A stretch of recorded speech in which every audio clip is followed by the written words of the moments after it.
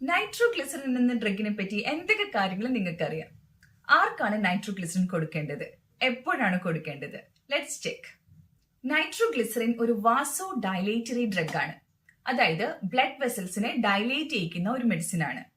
ഇത് നമ്മൾ മെയിൻലി കൊടുക്കുന്നത് അഞ്ചേന പെക്ടോറിസ് പോലത്തെ ചെസ്റ്റ് പെയിന്റെ ട്രീറ്റ്മെന്റിനും അതുപോലെ പ്രിവെൻഷനും വേണ്ടിയിട്ടാണ്.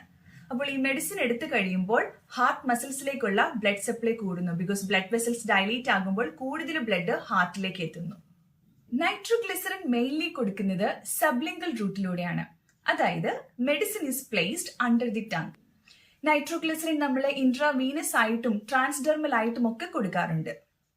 നൈട്രോഗ്ലിസറിന്റെ മേജർ ആയിട്ട് എടുത്തു പറയേണ്ട ഒരു സൈഡ് ഇഫക്റ്റ് ആണ് ഹൈപ്പോ ടെൻഷൻ. ബിക്കോസ് ഇതൊരു വാസോ ഡയലേറ്ററി ഡ്രഗ് ആണ്. ബ്ലഡ് വെസൽസ് ഡയലേറ്റ് ആകുമ്പോൾ ഹൈപ്പോ ടെൻഷൻ ക്യാൻ ഹാപ്പൻ. അതുപോലെ തന്നെ നൈട്രോഗ്ലിസറിൻ എടുത്തു കഴിയുമ്പോൾ ഹെഡേക്ക് വരാനും ഒരു ചാൻസ് ഉണ്ട്. ലാസ്റ്റ്ലി ഈ ഡ്രഗിന്റെ കോൺട്രാ ഇൻഡിക്കേഷൻസ് എന്ന് പറയുന്നത് increased ICP, right sided myocardial infarction and severe anaemia. So that's all about nitroglycerin.